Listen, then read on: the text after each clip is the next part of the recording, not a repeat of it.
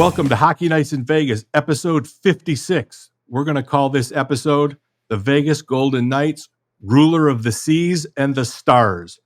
My name is Eddie Rivkin. I'm joined as always by Lindsey Brown of Lotus Broadcasting and Chris Chapman of Fox Sports Vegas. This episode, like all, is brought to you by Anthony Curtis's Las Vegas Advisor, www.lasvegasadvisor.com, your home for everything Las Vegas, gambling tips, entertainment tips, dining tips, anything and everything that you want to know about Las Vegas. Go to www.lasvegasadvisor.com and by Ageless Forever, my good friend Dr. John Pierce, www.agelessforever.net. He is your key to your kingdom of health. If you need to feel better about yourself, if you want to look better, if you want to just basically start taking care of yourself, man or woman, old or young, look up Dr. John Pierce at www.agelessforever.net. Yeah, I got to meet him the other night, man. Cool guy, too. Like, really cool guy. Right? And Lindsey will get to meet him next Wednesday if she's able to attend an 8 o'clock puck drop, but we'll get to that a little later on. Before we go off into episode 56, I got to tell you, I'm a little bit pissed off at some stuff. You know, I always say that I'm sort of fake media and that you guys are serious and people like Jesse and people who write for the AP and serious hockey journalists. But Jesus fucking Christ, it's 4 games into the season. And let me just share with you some of the idiocy that was written and said about last night's game against the Dallas Stars. And I'm not going to name any names and go around smashing people, but for the love of God, if you're supposed to be a trusted opinion about the Golden Knights and about hockey, know what the fuck you're talking about. I mean, God almighty, I'm just fucking cheesed. Somebody said last night the game was boring. The game was boring. Ladies and gentlemen of the viewership, that was a playoff game in the 4th game of the regular season. That game was intense from the time they took the ice in warmups and started staring each other down to the time that they dropped the mitts twice and Keegan Colasar did a little Matthew Tkachuk on Jamie Benn and knocked him into the next game. I don't know how somebody who sits upstairs next to us could have possibly said that it was a boring game. Second point, that same person in his column said that Jonathan Marchessault was the only person who scored in the shootout, when in fact Shea Theodore scored for the Golden Knights. And I always say Steve Duchesne, but it's not Steve Duchesne. It's a different Matt Duchesne. It's Matt Duchesne. I'm old enough to remember Dallas. Steve Duchesne. Yeah, that was probably an old age moment for me. But anyway, for the love of God, people, if people are supposed to trust you and your knowledge of hockey and your knowledge of the Golden Knights, for fuck's sake, watch the game and report accurately. I mean, it's embarrassing. You're embarrassing yourself. You're embarrassing the Golden Knights. You're embarrassing Las Vegas as a hockey market when you have no fucking idea what's going on. It was a fascinating game last night, from the fact that the Golden Knights were sort of passengers pretty early in the first period, to how the game developed, to the comeback, to the shootout. Boring? Just stop it. There was a point in the third period where I turned to you, because you and I sit next to each other. For those who don't know, the three of us all sit next to each other. And there was a point when I turned to you and I said, you know what, man, this is a really fucking good 2-1 game. And I said, this isn't like an LA Kings 1-3-1 2-1 game. This was a really good 2-1 game. And then, of course, I think the Golden Knights kind of wore them down later in the third period, and Dallas kind of, I don't want to say they wilted, but they think they were. They did. No, they were tired. They did. You know, and it was apparent in the overtime that they were tired.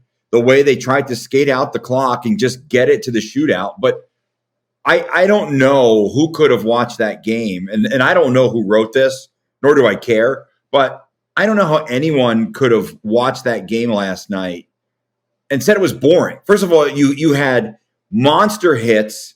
You had moments where it looked like Mark Stone and Jason Robertson were going to get into it. You had an open ice hit on Brett Howden that evolved into Ben Hutton hitting one of the best uppercuts I've seen in a long time in a fight. You had against a certified heavyweight in Mason Marchment. Then you had before that you had Nick Hague drop the gloves with Jamie Benn. Maybe not the best fight, but Nick Hague. I mean, we still don't know if it was for something that was done in the game or if he was going after Ben for what happened last year. But Eddie, Lindsey, that was not a boring hockey game by any stretch. It was fucking great.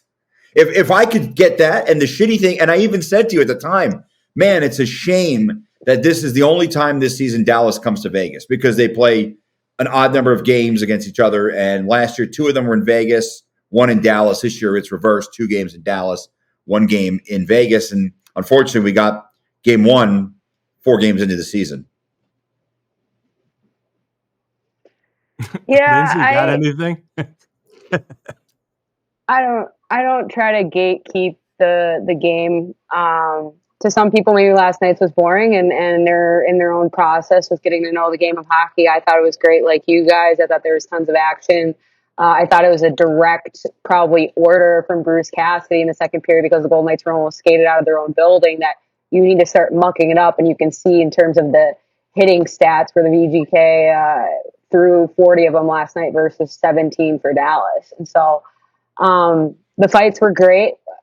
Goals are more exciting to watch, and so some people come to the game for that. And so I let people write. It just seems like it's low. I don't want to say low IQ, more like low.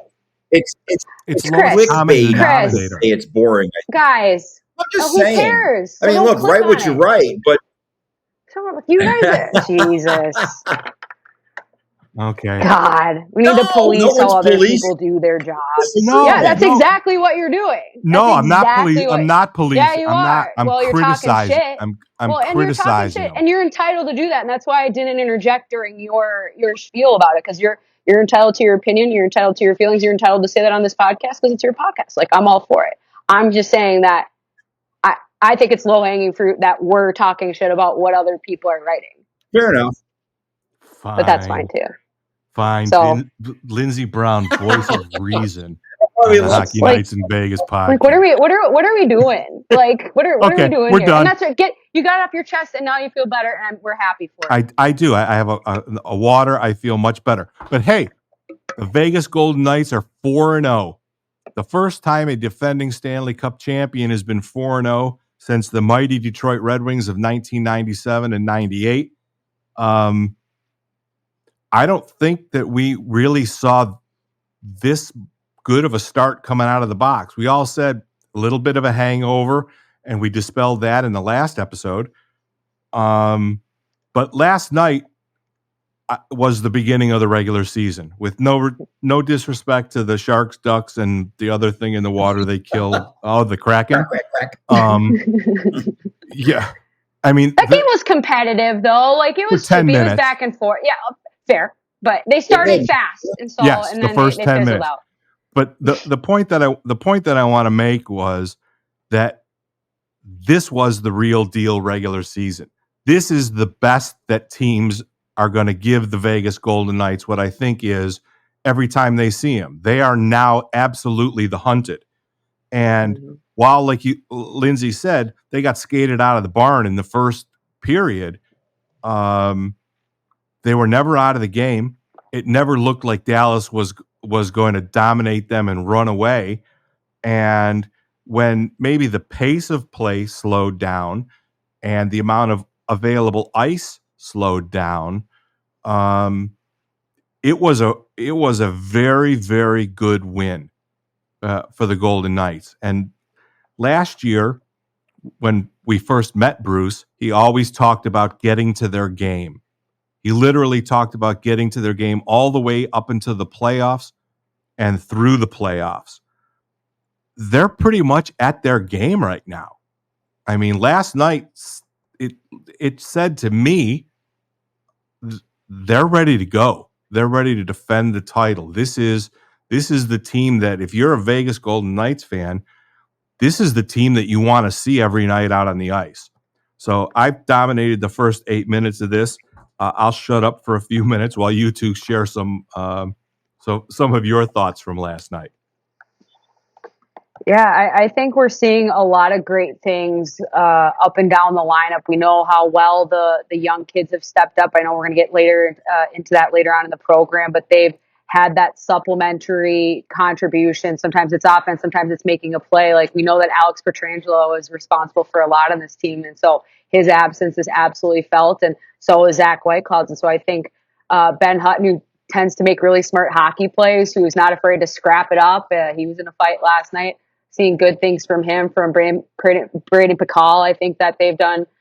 He's been great. He's set a physical tone as well. I forget, Eddie, we were talking in the press box last night, and he absolutely destroyed somebody in the second period along the offensive zone wall, like close to us in the press box. And you just like to see that responsibility, that you're not shying away from it. But once that second period started going, like, every single interaction included a hit. And the Golden Knights were trying to set that tone early on in the first period. Like, you could have seen where Stone would go to an open ice hit and everybody was finishing their checks no matter where they were. It was just like a greet, hello, welcome back to our building. And then Dallas started to be able to get some of their rushes going. And Golden Knights withstand that period, as they do, as is to be their identity that's been carried over from last year into this year. And then they started brawling. And you want to make sure that if you're going, that you're taking somebody with you in a lot, and that there are certain scores to settle, not necessarily from last season, but if people are running around and hitting certain people and doing stupid shit, like, you got to go step up, right? Like, you got to go answer for your teammate. And so I think your assessment, Eddie, of it being a very intense atmosphere, playoff-esque, and we probably use that too flippantly these days, but that one was, because you could tell that Dallas wanted that game bad. And wanted it in that building as well. And you want to build from that over the course of the season. There's probably a strong likelihood we run into them in the playoffs should both teams make the playoffs. And so I've seen a lot of really good stuff from the Eichel line and Eichel on zone entries. I want to talk about that a little bit more as we dive deeper into the program, or the rushes when we're seeing Stevenson and Stone and Cotter. Cotter looking great, calm, intelligent passes, not forcing anything, getting good chances. And a good variety of hockey looks. Like, they just don't look as stuck in their tracks as they have in previous seasons. And as I think I talked to Ryan yesterday on the VGK pregame show, that last year at this time, you're minding your P's and Q's and you're trying to get the system down. You're not going to take chances. You want to make sure you make a good impression on coach. And it took them half a season to really settle in. This year, I think there's a different mission and there's a different way about going business. And I think it's about letting some of these guys loose, using their gifts and giving them a little bit more autonomy out there on the ice. And so far, it's working pretty well. I'll add that we're 4 games in. Golden Knights 4-0. I believe for the first time in franchise history, I think year one they started 3-1. I feel like they lost the 4th game, which was against the Red Wings. But here's something that really jumps out at me. The Golden Knights have scored 14 goals. 12 different guys have scored for the Golden Knights. So they picked right up where they left off last year, in that what makes them so much better than everyone else or a lot of other teams is their depth scoring. Look, Caden Korczak is the 9th defenseman on the depth chart. 9. He had a goal and an assist last night in a 2-goal game. You had Braden Pahal score a goal. Was it San Jose? He's the 8th defenseman. Yep. So the fact that Pietrangelo and Martinez and Whitecloud aren't out there, and this team just is playing like they're not missing a beat, is pretty scary. You know, if you think about it, the fact that they're missing their top defensive pair, and they're still beating good teams. I mean, I'll say Seattle is a good team, Anaheim, San Jose, yeah, they're not good. But Dallas is a team that has Stanley Cup aspirations. They're a team that absolutely has the capability to be raising the cup in June. Like, that's how good they are. The Stars are a really good team. I think maybe one of the few teams that could go toe-to-toe with the Golden Knights and the Oilers and Colorado. I mean, I feel like it's a 4-team pack, and everyone else is kind of jockeying for that 5 through 8 spot. But man, I mean, last night, the fact that early on it looked like the Golden Knights were kind of off their game a little bit. You know, you were watching the puck jump off sticks. The passes weren't crisp and clean. It was almost like they were a little anxious. And once they settled in, you know, there was never a doubt that they were going to win that game. Like, even when they were trailing 2-1, I didn't sense panic in the team. They just stuck to their game. And it's funny because I said to Eddie with about 3 minutes ago, I'm like, I wonder when they're going to pull the goalie. And as soon as Korczak shoots that puck and Carlson tips it in, he goes, well, I guess they're not going to pull the goalie. But there was really never a doubt that I didn't feel any panic in this team, even when they were trailing. I mean, look, Pavelski scores a beautiful goal. And, you know, the second goal or the first goal for Dallas came, Craig Smith scored it, a journeyman, fourth line guy, but it was right after a power play and the lines were kind of jumbled a little bit and Golden Knights had some difficulty getting the puck out of the zone. But I mean, I thought they were better than Dallas. And I know it was close, but I just feel like from top to bottom, maybe outside of the goalie position, because Ottinger made some unbelievable saves last night, especially at the end of the second period when when Vegas had the 5-on-3, mm-hmm. and Ottinger was on point in that game, and especially in that moment. But that might be the only spot where I look at Dallas and say, man, they have an advantage. The Golden Knights are 4-0, as we mentioned, but they have an opportunity to go 5-0 because they travel to Winnipeg tomorrow. And look, the last team to start 5-0, you have to go back to Wayne Gretzky and the Edmonton Oilers for a Stanley Cup champion to start 5-0. I mean, it's ridiculous how well this team has played out of the gate. And like we said last year, they bank those points. You don't have to give those back. Like, it doesn't matter who you're beating or how you're winning. The fact that you've got 8 points through 4 games, that's already almost, I mean, you couldn't have asked for a better start. I don't want to be a terrible front runner, but 7-0 is not really too far out of reach with Winnipeg, Chicago, and the Philadelphia Flyers. Chicago again. I mean, and then Chicago again. So, I mean, I'm not going to, push that cart too far in front of the horse, but it's not unthinkable that they could start 8. I think 7-1 is probably real. I think at some point they'll just slip up somewhere, but I think if they're 7-1, I mean, that's as good as they started last year. That's all right. I think one of the added bonuses that nobody else might talk about, but actually Coach Cassidy talked about it in his post-game last night, was what a huge benefit it is for Pahal and for Korczak to play an absolute high-intensity playoff game. That just bodes well for the Golden Knights come playoff time, when who knows how many people. But the fact that those kids, and we'll use that sort of as a segue into the kids are all right segment. Those kids got a first-class, first front-line playoff experience last night. And it can only bode well for the development of their career to get that on the big club. They're both young guys. They both stood out and were great at what they're supposed to be great at. And even Ronberg, who was up covering for the suspension, all of those kids getting this live fire training early in a regular season just bodes well for the Golden Knights come playoff time. It's just more bodies with more experience, and that was their first bite at the apple. And Korczak was fantastic last night. And you could tell when he finally scored a goal, I don't know how would you do whatever was restricting him a little bit, right? Yeah. It was off. I mean, when that puck went in the net, that kid, the rest of the game, he was golden. He was on the ice in Yeah, he overtime. almost scored another one earlier, right? like right before he assisted on the tying goal. Yeah, so hopefully that frees him up. And Pahal has been rock solid. You would never know that he was 8, 7, 8, whatever. Not expected to be on the roster the fourth game of the season. So for many years, everybody criticized the Golden Knights' depth.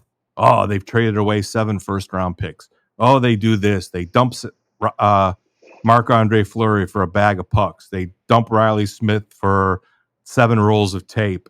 Guess what? They're developing the talent in-house. Pahal's was an unsigned free agent, right? Zach Whitecloud, unsigned free agent. So I'm so far ahead of what my expectation was 4 games into the season. Well, you talk about the kids, and it's funny because I asked Bruce a question last night that elicited a funny response from Bruce. And when I went back and listened to it, because I like to listen to my questions, I see how I get better. And it dawned on me when I listened to it again, I said, shit, I think he thought I was criticizing him for having Korczak out there in the overtime session, because I asked him, I said, not a lot of teams would have their 9th defenseman out there in an overtime session. And he kind of looked at me. Chapman, Fox Sports Las Vegas. I'm going to follow up with that. I'm not sure how many teams in the league would have their 9th defenseman out there in overtime, but was that a case of you just rolling with a hot hand, or you really liking the skill set that he brings to have him out there in overtime? No, I'm just crazy. I like his mobility, and he was having a good night, and he's got some offensive acumen. So usually in overtime, you got to be able to cover some ice. So I think having him out there in that situation, that's one of his strengths. So that was the thinking behind it. We had talked about putting a forward back there because I've done that over the years in the past, having 3 forwards out there as well. So we didn't get to that, but something we would consider as well if there's a more mobile option, because a lot of times in overtime you get a little man-to-man anyway. So that the fact it's the pivoting part, obviously, a guy flying down at you, but if you can handle that, once you get into the zone, it's a lot of angling, which forwards do a lot of too. But good for Corsi, handled it well. I think he thought I was being critical of him for having Korczak out there, when in reality I was praising the depth that this franchise has, especially at that position, to be able to have a guy like Korczak out there in overtime. And not only that, but having the confidence in him to get the job done. And when he after he made his joke, he gave a really solid answer as far as why Korczak was out there. So, I think this was a kid who was drafted, same draft as Dorofeyev, same draft as Peyton Krebs. And they have another kid behind them named Leighton Ahak, who hasn't developed as fast as those 2 guys, but I think he's going to be an NHL player too. So, defensively, this team is loaded. I don't know. Ben Hutton's going to be here for the long haul until his contract expires, but they've got so many talented defensemen that you have to think come the trade deadline, they're going to be in the market. If they're in the market for another piece to help them cross the finish line again, I would think one of those young defensemen is going to be sent at the deadline, because they just have so much talent there. And it's remarkable to think. It's an embarrassment of riches is really what it is for this team at that position. Yeah, I like your thinking there, Chris. I think it's sound in terms of having some assets to potentially send to other places. And not only that, you're getting great film to showcase them early on right now. And so they've done great in stepping up. And I think Bruce understands what a hot hand looks like, right? And if you guys can notice, because I left after the second period, I get an early wake-up call every day, and so I have to sacrifice a little bit of the hockey watching. But if he was that markedly better and he was that markedly more confident, then it's like We notice it. Bruce sure as hell is gonna, and Bruce sure as hell knows how to tap into it, especially as a former defenseman himself, Yes. if I'm not mistaken. And so, you can see when people get on a little bit of a burner and they're feeling themselves in that moment. So why not give the kid the opportunity? The game means 2 points, but like in the grand scheme of things, you can make up those points if things don't go well. But just think of if things do go well, what that can pay off for you. And how this team picks each other up as well. I think back to the bubble playoff year where I think it was a power play goal scored to end the season and was on a delay of Oh, game penalty from Zach Whitecloud shooting the puck against out the of the Dallas defensive Stars. zone. And he's a rookie, right? Right. And he was a rookie. And that's such a tough spot because we all know rationally that a situation like that, it can happen to anybody. There's like no fault there. But based off of what we know now about Zach Whitecloud and just what I know as a former teammate in the locker room, you still feel like the worst person that's ever existed, right? And so I think what Bruce does and what this organization does, it enables people to see if they have their stuff early. They're not shy about throwing people in, and part of that's been their roster construction. Part of that's been how they approach injuries and stuff like that. There's been a lot of those. And so I think it speaks to the development in Henderson as well. It's so huge, like you said, Eddie, to have these guys with this level of intensity and getting that understanding in addition to all their experience last playoff season when they were members of the Black Aces and seeing what it takes in the day to day and gelling with the team as well, similar to bubble time. Remember when what's his face was Derek England was running practices with all the young guys, right? Like the extra group of people and how bonding that is and how bonding those hotel stays were as well as traumatic. But you're there with your guys, with your brothers. And so it's very impressive and it should absolutely Well, serve and them it well down the speaks line. to I know fans generally only know the big club, but it speaks to the job and Bruce gave credit to Manny Viveros, who's no longer with the organization, for helping with the development. Mm-hmm. But guys like Joel Ward, who's now with the big club, I think he took over for Misha Donskov, who got a very nice welcome last night as he's now an assistant with the Dallas Stars. Mm-hmm.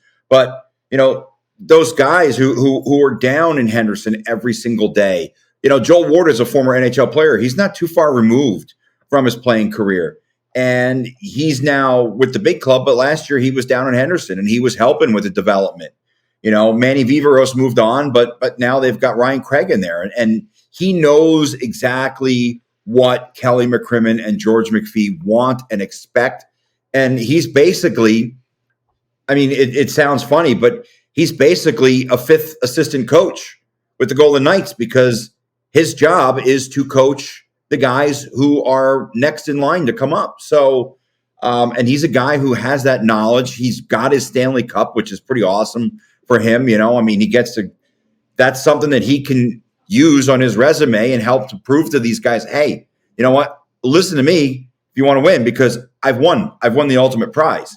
But it really speaks to the job that those guys and I know the general manager, I think his name is Tim. I can't remember his last name, but I know his first name is Tim. And the job that he's doing and having that team so close to you is truly a great thing. I heard Bruce say the other night that sometimes it's a good thing, sometimes it's a bad thing. He was in Providence for a long time after he was let go by, ironically, George McPhee when they were with the Capitals before he ended up at the Boston Bruins. But, Bruce toiled away in the minors and he had to cut his teeth waiting for that second opportunity to come. And, he's a guy who understands about player development because you don't coach that long at Providence and then get promoted to the big club if you don't understand it. So, this organization from that standpoint, from a coaching standpoint, I feel like they're set from the top down through Henderson. And it's like I said, it's an embarrassment of riches. And, you've got a couple forwards down in Henderson as well that we don't even really talk about because they're so deep at that position. But you mentioned Ron Bierg, and I'm guessing at some point we'll see the Brendan Brisson debut here in Vegas. And, it's funny, I'm thinking about it, and Korczak and Dorofeyev are probably hoping a few more guys from Henderson get called up, because that rookie dinner is going to be pretty expensive if it's only those two guys that are on the road when it happens. I just want to circle back one last thing about last night's game, something we saw for the first time this season, and then we'll get on to the Lindsey Brown featured segment on the evolution of Jack Eichel. We saw the line blender for the first time last night for the Golden Knights. We saw William Carrier get moved up to play with in Paul Cotter's spot. Paul Cotter moved down to the fourth line to play with Waugh and Kolasar. We saw Carlson actually move up and play wing, maybe for the first time in his career. And when we were asking a little bit about that, Coach Cassidy said that, Carlson's responsibility was to bring the guys along and bring the guys up. And he talked about Stevenson and Stone bringing Paul Cotter up to that level. And he just felt like when he moved Carlson that he was just going to give him some more time with the experienced NHLers.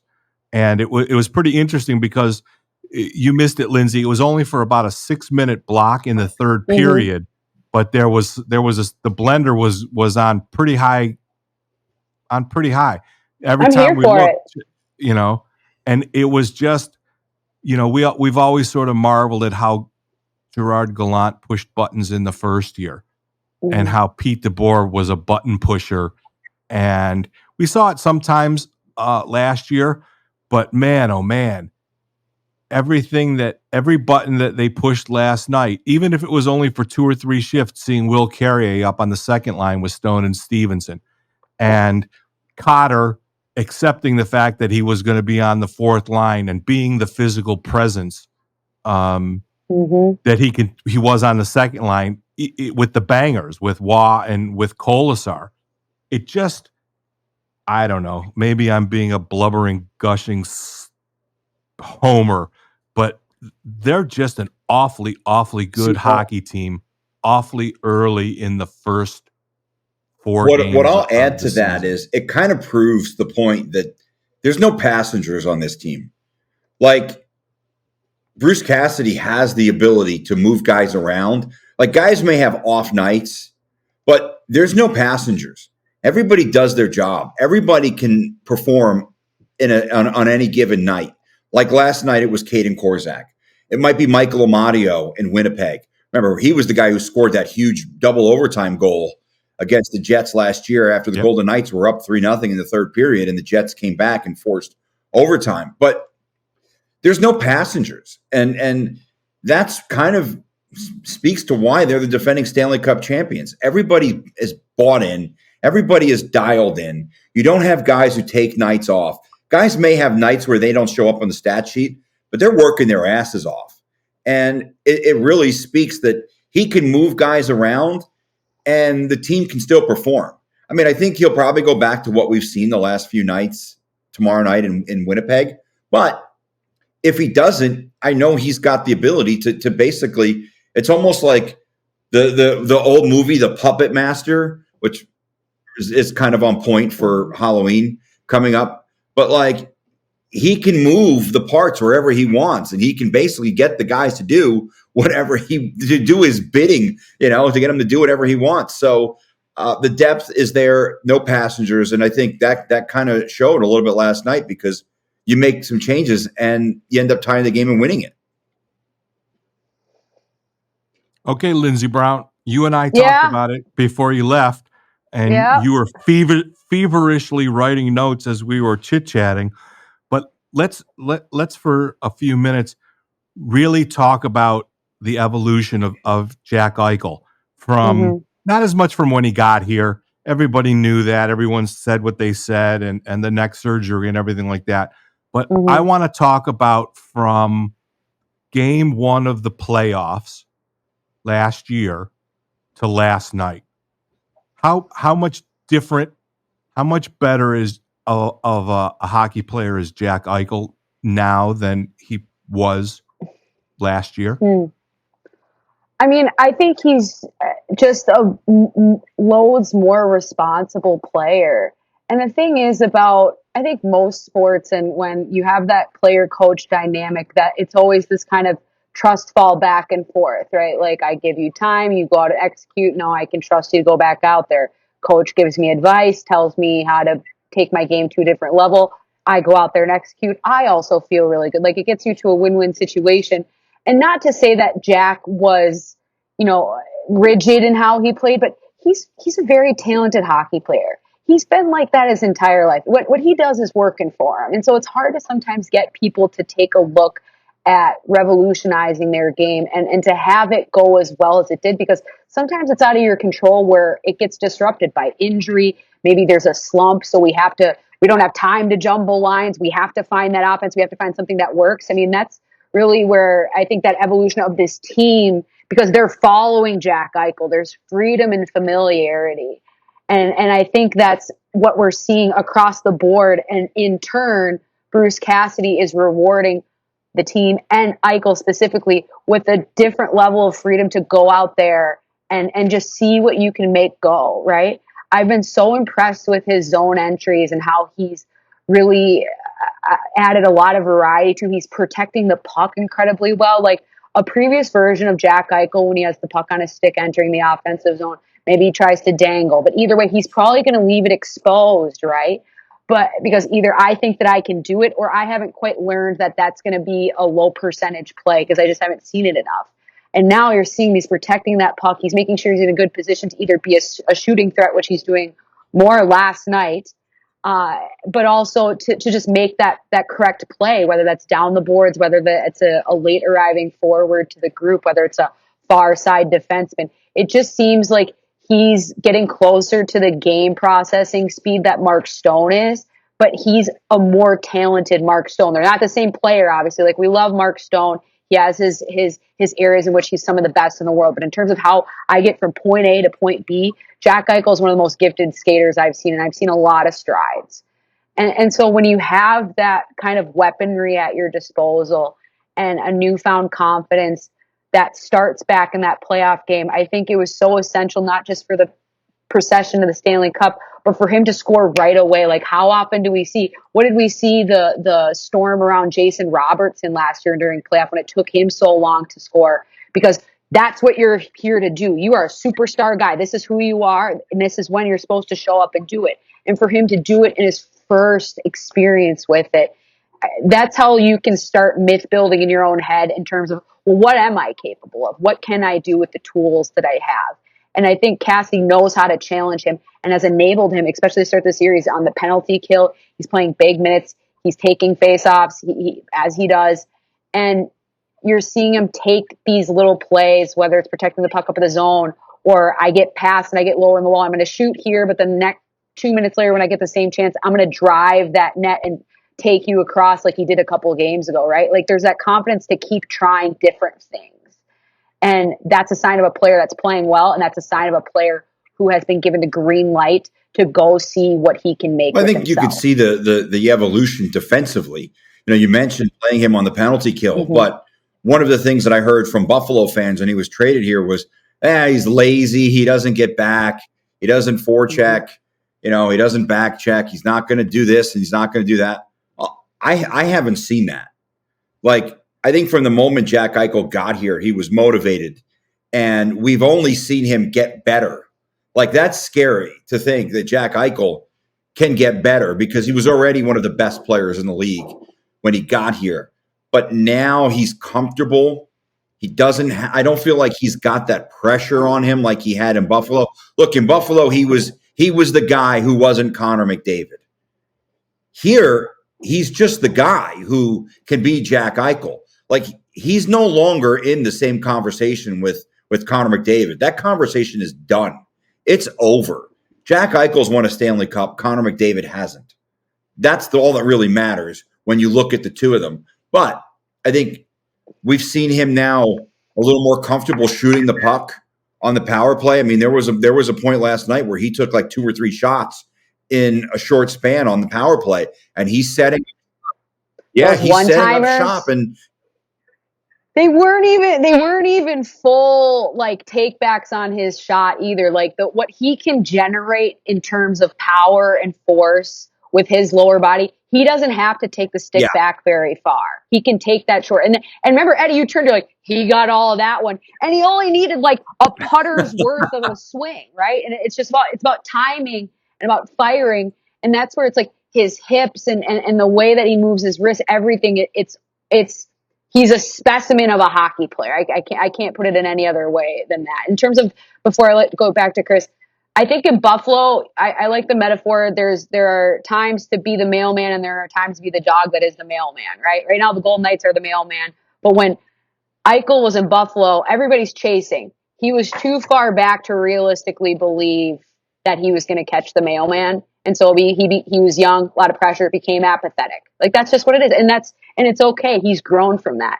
But that just shows you it depends on the situation that you're in, right? And motivation and belief in yourself of what you can accomplish. Because when you're losing as much as they were, I would have a tough time imagining different plays that I'm going to make and how well things are going to go, how many goals we're going to score, because it's not happening. Well, it's not the my mailman reality. analogy, when he was in Buffalo, that team was so far away he couldn't even see the mailman. So, right. So why would I exactly. run? Why would I It's run? entirely right? understandable. And then there's obviously some possible ownership issues there in Buffalo and cultural issues that maybe not.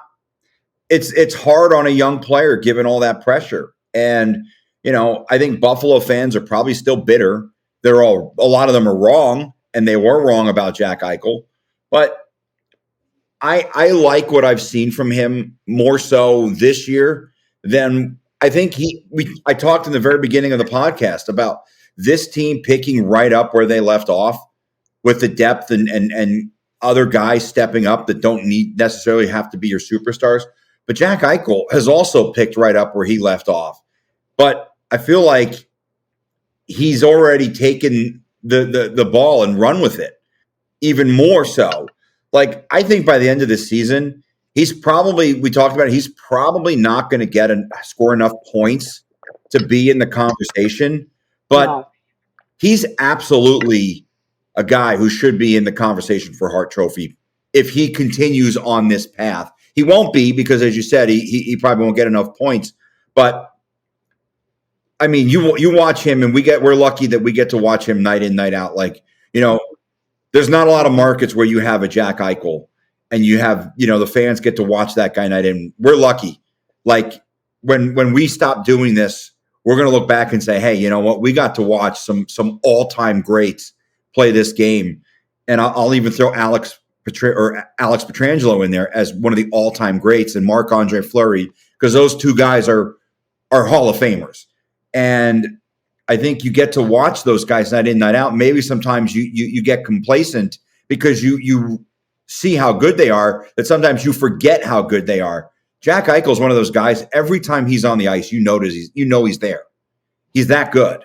And it's such a treat to be able to watch that guy. 100%. I mean, I never got to see Michael Jordan play, and certainly Jack Eichel is not to hockey what Michael Jordan was to basketball. But when you get to watch one of the all-time greats, and Jack Eichel, I feel, will end up being one of the all-time greats, like you're so lucky that you get to watch those guys night in, night out. And like I said, we are very lucky that we get to watch Jack Eichel. I'll just add one little thing and we'll move on. I don't think that he'll get any consideration for the Selke either. No. Not yet. But I do think, and I'm convinced after watching the full playoff run and that he's continuing to do that he is a Selke-worthy defensive forward. And I'm a little surprised at saying that, but that goes to the buy-in that started with Jack and Coach Cassidy having a cup of coffee during the summer out on Martha's Vineyard, where Coach Cassidy said to him, I envision you being a Patrice Bergeron-like player in the NHL. And there's no denying that that Jack has taken that pill. I'm ready to say that hiring Bruce Cassidy is the best move that this franchise Yeah, ever made. I think you're right. I mean, look, that's not a disrespect to Gerard Gallant and Pete DeBoer, who I thought were both really good coaches. But I think you get to see Bruce coaching this team and the strides that this team has made. I think he's the best coach that this franchise has had. Obviously, only 3 guys but I think when he's no longer here, you're going to look back and say, man, Bruce Cassidy was pretty fucking awesome as a coach. Well, and he's doing the team it's not a favor because he's being paid by them and he has his own goals with all of this. But just think about how we're talking about Jack and his influence on that. Jack signed here for a long time, right? Just think of all the different players that he's going to impact as long as he's here. I hope he's here for forever, even though forever doesn't technically exist. And what that does for an organization for the next decade. Because it's not, as these players, especially with how veteran this group is, like sooner or later, the chicken's got to go back in the coop, right? And all of a sudden we're left with this empty yard. But it's not an empty yard because we put a windmill over there and then we put a little slide over there. I don't know what chickens do. Maybe they're like goats and they jump up on tables. But there's going to be, I guess, monuments left from here that are so essential as an organization, for an organization that's trying to establish itself as one of those high end. They already have the facilities. They take care of the players as long as they're the players here. But what that does to help when that day comes, that people understand what it takes, what sacrifices, how to get themselves back on track as they're redeveloping everything. And I don't think he'll probably be around for that whenever that rolls around, or I don't know if he'd want to be a part of that either. But the impact is hard to quantify because it's like a paint thing that got everywhere with your dog. It's everywhere. It's everywhere. I'm a huge fan. Last subject for episode 56. Though we didn't get an answer, we sort of got an answer. What was the question you asked? How about that goalie rotation? Bruce said, well, we're going to rotate him. And that doesn't mean every other, Eddie, though. We think it does. I'm aware of that, but the point that I want to make is I think we now have clear definition that Adin Hill is going to be the starting goaltender for the majority of the season until or unless Logan Thompson completely outplays him. Mm-hmm. I think that Adin Hill earned his raise, obviously, but the fact that there has been literally no decline whatsoever in his play, and Lindsey, we were kind of talking about it a little bit last night. Besides the air of confidence, there just seems to be a different sort of calmness around. I'm not an aura guy, but there's sort of. Yes, you are. Yes, you are. Okay, I'm an aura guy. Yes! But just the fact that when the play's at the other end, he reclines back on the crossbar, not as much as like Ken Dryden when he used to do this pose, but he just seems to have evolved into this uber comfortable place as an NHL goaltender. That's all. Yeah, and his style supports it, and it's not just when he's leaning back, which is, for as a former goaltender myself and how the position manifested for me and how I manifested myself into the position, I had to do a lot of the post stuff. I had to do a lot of stabilizing out there because it's such a mind fuck of a position. And it forces you to be totally in the moment because you can't think about the save that you just made or you didn't make, no matter how great or how horrible it was. And nobody is your friend. Not even the boards aren't your friend. The only friends you have are the posts, as we saw in the shootout last night as well. But the way that he plays, he doesn't go that far out into his space. He's not a huge mover because his footwork isn't that great. I mean, that's why he's on his ass. He went turtle time like within the first 2 minutes last night. And I said to Ryan again, I'm like, if we could do a prop line, I would say 6 times this guy ends up on his ass per game. And you could bet over or under on it. But he makes it work because he's a I'm going to get a piece goalie rather than finish the save guys. Some guys are battlers and they'll put rebounds back in. I was one of those. My coach would get on my ass all the time. She's like, cover the rebound, cover it. She's like, why are you putting the puck back in play? I'm like, because I'm having fun. Like, I'm playing the game. But you want to get whistles. He's playing the game. He's mastered the art of flopping to me, where he almost does it in a progression where it's not just down. It's just like, and I'm going to get a piece of it. And it works for him. And it works better in Bruce Cassidy's system than Logan Thompson's style does. Doesn't mean that Logan Thompson can't find success in the system, but it just requires a different consideration when you're playing defense and when you're facing shots and where rebounds are going. You and I were talking about this, Eddie, last night, where Logan Thompson, he is going to attack into angles. He's going to attack the puck. And so rebounds can go anywhere. It could be the weirdest thing. It could be the easiest one. But with Adin Hill, most of the time, if it's not from the outside, long range, low, he's so good when the puck's down low. Up high, he pops that shit up. So all those rebounds are going to go up. So as a defenseman, I got to know that puck's up here. I got to make sure I find a body. Like, I'm not surprised by that. We know that that's going to happen. So we plan for it. And so I think it fits Bruce Cassidy's system better. And he's earned that designation. I don't know anything about the goalie position. What I do know is I enjoy watching Adin Hill play. I enjoy the calm demeanor that he has. Like, I know if I was a goalie, I'd freak the fuck out every time there was like a guy in front of me, or every time that, I had multiple shots coming at me in one series. But the guy just never seems to, and it's funny because my mom gets on my case because I'm the guy who I don't really let little shit bother me in my personal life. And when it does, it's generally gone in a few minutes and I move on very quickly. But that's how Logan or that's how Adin Hill is as a goalie. Like, he gives up a goal and you don't see him panic. You don't see him stress out. He just, all right, fuck it. I'll save the next one. And like I said, I don't know shit about that position. But what I do think, and Lindsey, obviously, you know better than me, you have to have a short memory. And Adin Hill has a short memory. Like, as soon as that puck is in the net and the referee goes and grabs it and brings it back to the face-off dot, that goal's already forgotten. And I think that's a big part of his game. It's almost Zen-like to watch him back there because he's like a Buddhist monk. He's just so calm. And, I think, unfortunately for him, he played for two shitty teams before he got here.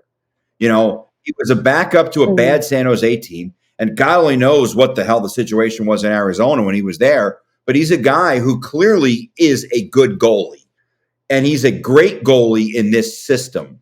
And it's a perfect marriage because the system, I think, plays to his strengths as a goalie, and his ability to just move on quickly helps him as a goalie. So it's really fun to watch him, and he's a great guy to chat with. He gives you short answers, but in those short answers, a lot of times there's some really interesting quotes that you can dissect when you listen to him.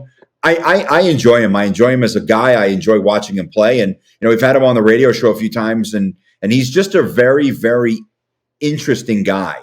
Like, I don't know if you guys watch, and I'm assuming both of you did. I don't know for sure, but the documentary that ESPN does during the Stanley Cup playoffs. And Adin Hill is so big into his coffee. And it's funny, I heard Jimmy Butler earlier in the week or last week said he would rather not win an NBA title than give up his coffee. Well, Adin Hill has the best of both worlds because not only is he a Stanley Cup champion, but he brings organic coffee. He has it flown in from Australia.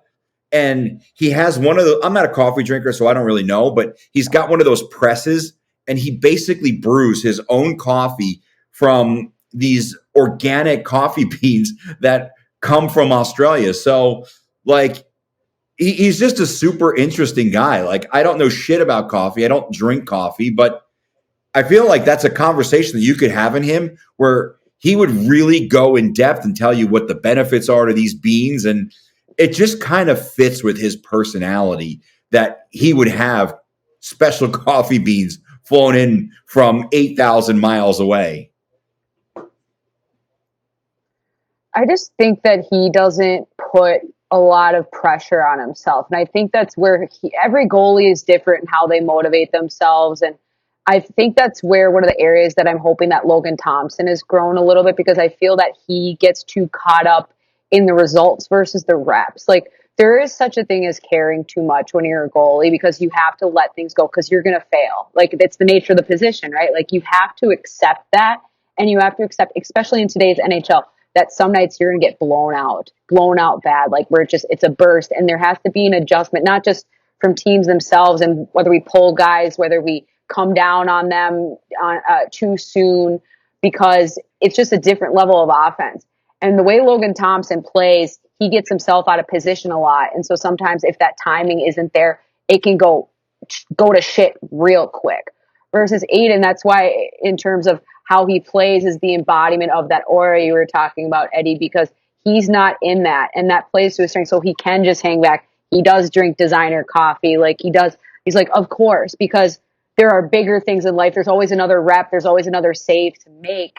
And so you can weaponize that to a degree, and the team gains confidence from that too, because you can tell when a goalie starts to get pissed off with themselves. And we've seen that from Logan Thompson a couple times. And my coach is always on my ass of being like, you're the barometer for the rest of the team. How you act is how they're going to act too, like emotionally.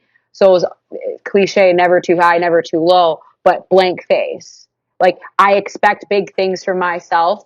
And when I execute upon them, I'm not surprised. And when I don't, I'm accountable for it. But then I let it go because I know that there's another thing coming down the pipe. And so I think that's Aiden Hill's greatest strength. And it works with this roster super well. I almost equate the goalie position, and I grew up playing baseball, and I kind of equate the goalie position to a pitcher in baseball. You know, like, you have to have that short memory. Like, no pitcher goes through the season without giving up home runs. But I feel like it's how you respond after you give up that. Like, one of my favorite players of all time was Pedro Martinez, and he was a little guy. But, like, if he gave up a home run, he was like, all right, motherfuckers. And then he would go strike the next three guys out.